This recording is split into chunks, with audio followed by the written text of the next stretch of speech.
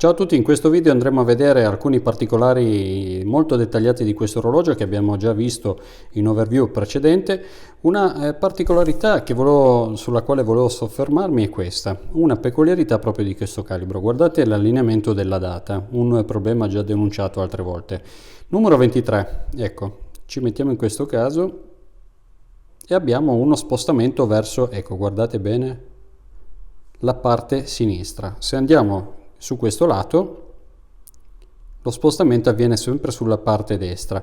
È come se soffrisse un attimino un piccolo problema, se ci fosse un piccolo problema della sua molletta, è la molletta che permette l'allineamento della piccola cremagliera del datario.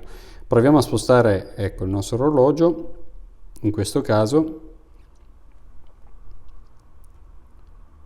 e difatti alcune volte si presenta questo piccolo disturbo. Ecco, se lo mettiamo proprio in questo caso, il numero 25 va un po' più verso il lato, mentre se posto dall'altra parte si sposta un po' più a sinistra. Un problema che ho già sentito denunciato da qualcuno, probabilmente soltanto una sorta di configurazione delle molle interne che non permettono il fissaggio della data proprio nel giusto punto di passaggio. Ma detto questo, questa è una peculiarità, andiamo a vederlo adesso in macro. E siamo sul quadrante del nostro tag heuer. Guardate quanto è bello il colore blu quando viene impiegato sui quadranti degli orologi. In questo caso abbinato a un carattere così, fatemi dire, anche curato, sottile, dove si evidenziano anche queste grazie, è un pezzo unico. Il L'Oreal Carrera, oltre ad essere un'icona, possiamo anche definirlo un capolavoro a livello realizzativo. Guardate, questa siamo sulla sfera lunghissima dei minuti che intanto si muove, eccola qua. Abbiamo in sottofondo questo bellissimo contatore, qui siamo sul contatore dei minuti, dove c'è questo risalto cromatico, guardate che bellissimo. Ricorda un po' anche altri orologi che abbiamo visto insieme, per esempio il nostro Chrono 4, che è il Temerario, che abbiamo visto particolarità delle quali un po' ricordano anche questo orologio. Gli indici che sono lucidi li vediamo in questo momento. E qui abbiamo un particolare, ecco, il confine con la mollatura del vetro che ci riporta sulla parte esterna che andremo a vedere. Andiamo giù in basso ad ore 6. Questo è il datario, la parte centrale 22, adesso la notiamo che è allineata, Swiss made. Ecco, anche la cornice ricorda anche un po' la forma, la geometria della nostra cassa. E andiamo sulla parte esterna, vedete anche qui abbiamo sempre le nostre, riprendiamo anche il particolare molato, la parte lucida invece il lato, e qui siamo sulla corona. Quindi sicuramente un orologio promosso questo. Andiamo a vedere per ultimo invece le diciture del nostro calibro 12 che andremo poi a vedere fra poco. Solleviamo il cofano di questo Tag Heuer Monaco e andiamo a scoprire come si presentano questi calibri che sono modulari, come vi ho già detto. Innanzitutto questo è il fondello, è un fondello con viti, molto bello, raffinato anche ovviamente per gli spigoli lucidi in contrapposizione alla parte piana che è satinata. Andiamo a posarlo ed ecco il nostro Tag Heuer Monaco. Questo è il calibro, il 12, che stiamo vedendo in questo momento. Guardate anche questo cuscinetto a sfera, sempre più grandi. Delle volte li abbiamo visti già di dimensioni maggiori, qua invece sembra proprio maggiorato. Familiarmente questo è un calibro che ricorda l'ETA 2892, che conosciamo, abbiamo magari già visto. Il calibro 12 e il calibro 11 si assomigliano, cambia, come vi ho detto, l'orientamento, in questo caso la corona della ricarica, e su questo punto perché il calibro è invertito di 180 gradi mentre la parte cronografica del modulo rimane nella stessa posizione, quindi c'è questa inversione. Andiamo a vederlo un po' più da vicino ed è questo il nostro calibro Sellita che andiamo a vedere ecco un po' nei particolari, ed eccolo qua. Questo è un SV300, lo vediamo qui nella sigla.